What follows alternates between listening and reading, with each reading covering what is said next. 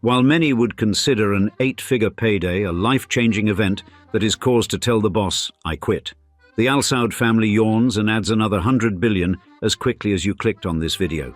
Imagine having so much money, $1.4 trillion, that you can impulse purchase a $500 million super yacht during lunch, decide where the next World Cup happens over dinner, and still have enough cash left to build an entire futuristic city just to see if it works. Indeed, Saudi Arabia's ruling dynasty doesn't just own their country, they literally named it after themselves. An ego flex so magnificent it makes celebrity vanity projects look like kindergarten participation trophies. Therefore, in today's episode of Old Money Luxury, we share the full history of a lineage that holds the kind of generational wealth entire economies orbit around, as we describe. The Al Saud Dynasty, the $1.4 trillion family that rules Saudi Arabia. When mere mortals discuss wealth, they measure it in millions or billions. But the House of Saud forces us into the realm of trillions, making billionaires look like paupers rummaging for loose change. The Al Saud family, ruling Saudi Arabia with an iron checkbook since 1932, commands a staggering fortune of $1.4 trillion as of 2025, a sum so vast it makes the British royal family's measly 88 billion look like pocket money. To put that preposterous figure into perspective, if distributed equally among every Saudi citizen, each would receive approximately $40,000, enough for a luxury car with plenty left for diamond-encrusted air fresheners. This astronomical fortune stems primarily from the country's seemingly bottomless oil reserves, with Saudi Aramco serving as the golden goose that never stops laying. King Salman bin Abdulaziz Al Saud oversees this empire alongside his ambitious son, Crown Prince Mohammed bin Salman, arguably the world's most powerful 30-something with the spending habits to match. While their portfolio has diversified substantially, spanning technology, global real estate and entertainment, their core wealth remains tied to the black gold that made their desert kingdom the ultimate family business. Their real estate holdings alone would make property tycoons weep. From the $15 billion Qasr Al Hukm palace complex to numerous estates scattered across Europe's most prestigious addresses. Their transportation collection includes more than 9 private jets headlined by a customized Boeing 747 worth over $500 million, complete with a solid gold throne that would make Midas blush. For sea travel, the family maintains several super yachts, including the 400-foot Serene, purchased for $500 million in a deal reportedly concluded within hours, because waiting until after lunch was simply too inconvenient. This floating palace features swimming pools, an underwater viewing room, a snow room, and even houses Da Vinci's Salvator Mundi, purchased for $450 million. Many family members maintain personal art collections featuring works by master painters, while their jewelry collection reveals pieces worth tens of millions, including historic jewels acquired from European royalty, because nothing says modest monarchy like gemstones visible from space. This extravagance occurs against the backdrop of a nation undergoing rapid transformation, with ambitious projects like the $500 billion futuristic city Neom representing either the dawn of a new Saudi Arabia or the height of dynastic hubris. The Al Saud family essentially functions as a corporate board overseeing the world's largest family business, with thousands of princes and princesses receiving monthly stipends determined by their proximity to the throne. A system that would make your rich uncle's Christmas checks look positively miserly. The name Al Saud simply means family of Saud, tracing back to Saud ibn Muhammad ibn Muqrin, who died in 1725 and served as the father of Muhammad ibn Saud, the first true architect of Saudi power. Ethnically Arab and adherents of the Sunni branch of Islam, the Al Saud emerged from the Banu Hanifa tribe who inhabited the Najd region, the central plateau of the Arabian Peninsula, for centuries. The earliest documented ancestor of significance was Mani al-Muraidi, who settled in Diriyah, near modern-day Riyadh, around 1446, establishing the family that would later become known as the House of Saud. For nearly 3 centuries, the family existed as minor tribal chieftains, controlling little more than a small settlement in the harsh desert landscape, unremarkable among countless tribal powers that dotted the peninsula. The transformative moment came in 1744, when Muhammad ibn Saud, then a relatively obscure local ruler, formed an alliance with religious reformer Muhammad ibn Abd al-Wahhab, a partnership that married political power with religious authority, creating a formidable combination in a region where tribal alliances were fluid and constantly shifting. Ibn Abd al-Wahhab preached a return to the fundamentals of Islam, rejecting what he viewed as corruptions and innovations that had crept into religious practice, a strict interpretation that would eventually become known as Wahhabism. Muhammad ibn Saud, recognizing the potential advantages, offered protection to the preacher and adopted his teachings as the official doctrine of his realm. In return, Ibn Abd al-Wahhab legitimized Saud's political authority through religious endorsement, a powerful validation in a society where religion and governance were inseparable. This alliance provided the ideological foundation for expansion as the first Saudi state extended its influence across the Najd region between 1744 and 1818. After Muhammad ibn Saud's death in 1765, his son Abdulaziz continued the conquest of neighboring territories under the banner of religious reform. The first Saudi state grew to control much of the Arabian Peninsula, including the holy cities of Mecca and Medina, alarming the Ottoman Empire, which considered itself guardian of these sacred sites. Life for the ruling family during this period was far removed from their future luxury. They lived in mud brick compounds, ate simple meals of dates and camel meat, and while wealthy by local standards, possessed nothing approaching the splendor of contemporary Ottoman rulers. Their strength lay not in material wealth, but in their ability to unite disparate tribes under a compelling religious vision and their mastery of desert warfare tactics that confounded more conventionally trained armies. The Ottoman Sultan, determined to end the Saudi threat, dispatched Egyptian forces under Ibrahim Pasha to crush the Saudi state. After a brutal campaign from 1811 to 1818, he captured Diriyah, demolished the Saudi capital, and sent the Saudi leader Abdullah ibn Saud to Constantinople, where he was publicly beheaded. This devastating defeat scattered the Al Saud family across the desert, seemingly ending their brief moment of regional significance. But rather than marking the end of their story, this catastrophic setback merely set the stage for one of history's most remarkable dynastic resurgences. The Al Saud family's exile following the destruction of Diriyah lasted only a few years before Turki ibn Abdullah Al Saud, a grandson of Muhammad ibn Saud, began rebuilding the family's power around 1824. Establishing a new capital at Riyadh, Turki recaptured much of the territory previously held by his forebears, creating what historians now call the Second Saudi State. This resurrection proved relatively short-lived, as internal family conflicts and the expanding influence of the Rashidi dynasty, rivals backed by the Ottoman Empire, led to the second collapse of Saudi power in 1891. The final Saudi leader of this second state, Abdul Rahman bin Faisal al Saud, fled Riyadh with his family, including his young son Abdulaziz, seeking refuge with Bedouin tribes and eventually finding protection with the ruling Al Sabah family in Kuwait. Living as virtual exiles, the Al Saud family's fortunes had reached their nadir, far removed from power, subsisting on the hospitality of allies, with their ancestral lands under the control of bitter enemies.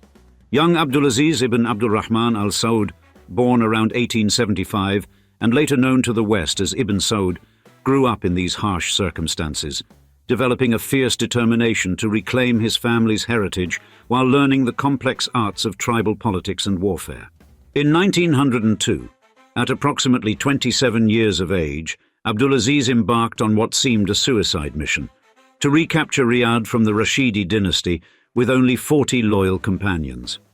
In a daring night raid that has since become the founding legend of modern Saudi Arabia, Abdulaziz and his small force scaled the walls of Riyadh, captured the Rashidi governor, and declared the restoration of Saudi rule. This audacious victory marked the beginning of the Third Saudi State, the one that endures today, and launched a 3-decade campaign of conquest and alliance building that would eventually unite most of the Arabian Peninsula under Saudi rule. Abdulaziz proved himself not just a brilliant military tactician, but also a shrewd political operator, using marriage alliances with powerful tribal families to cement his expanding influence, ultimately fathering 45 sons through 22 wives. His expansion followed a careful pattern: military conquest where necessary, diplomatic alliances where possible, and strategic marriages to bind former rivals to his cause through blood relations. Between 1913 and 1926, Abdulaziz consolidated control over the Najd region, conquered the eastern province of Hassa, and finally defeated the Hashemite rulers of the Hejaz region, adding the holy cities of Mecca and Medina to his realm. On September 23, 1932, Abdulaziz officially proclaimed the Kingdom of Saudi Arabia, with himself as its first king, a nation named after his family, an honor almost without parallel in modern history. The early years of the kingdom were characterized by extreme financial hardship, as the new state had few sources of revenue beyond pilgrim taxes from those visiting Mecca and Medina. The kingdom's fortunes remained precarious until 1938, when American geologists from Standard Oil Company of California struck oil in commercial quantities near Dhahran in the eastern province.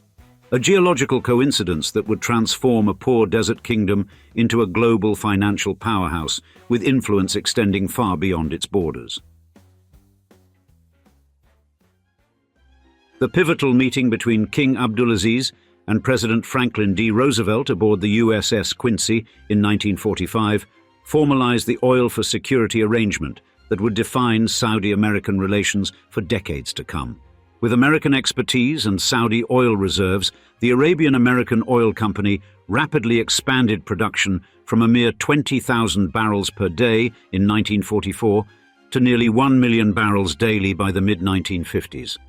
This wealth transformation occurred so rapidly that King Abdulaziz, who had grown up riding camels across the desert and fighting with swords, found himself struggling to adapt to a world of automobiles, telephones, and modern medicine.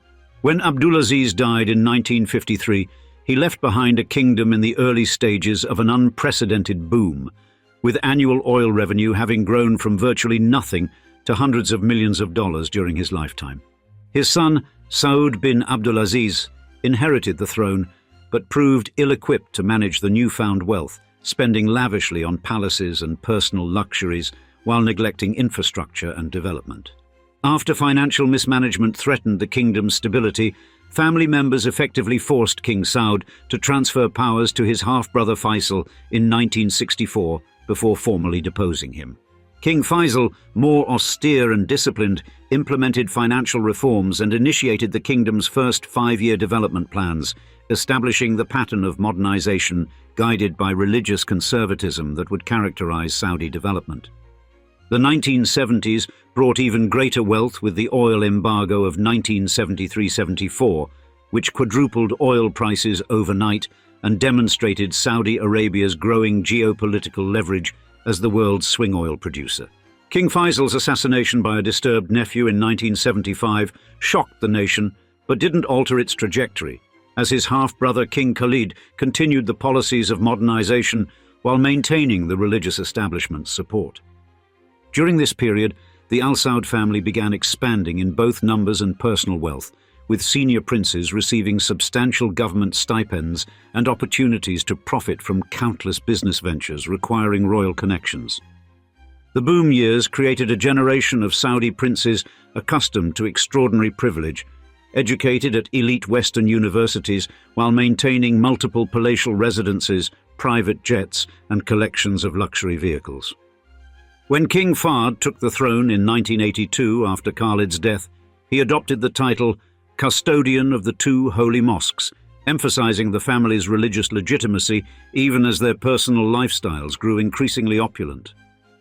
Fahd's era saw massive infrastructure development. Universities, hospitals, airports, and entire industrial cities rose from the desert, funded by oil revenues that reached over $100 billion annually.